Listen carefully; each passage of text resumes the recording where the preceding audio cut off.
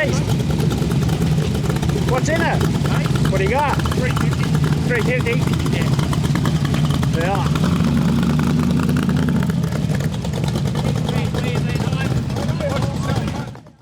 The variety of cars that we get here at Shannon's Southern Coffee Cruise is always what's amazed me before, as I said before, from lowriders to moderns to classics. And have a look at this. It's just your classic, old school, cool style hot rod.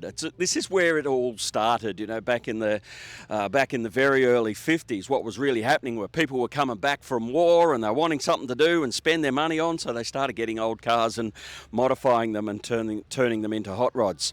This is a T-bucket, probably 1923-ish. Don't quote me on that though.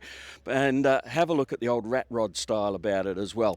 And I've always said it's one of the things that you can get a whole bunch of Tiranas together and they all look like Tiranas. You can get a whole bunch of Mustangs together and they all look like Mustangs.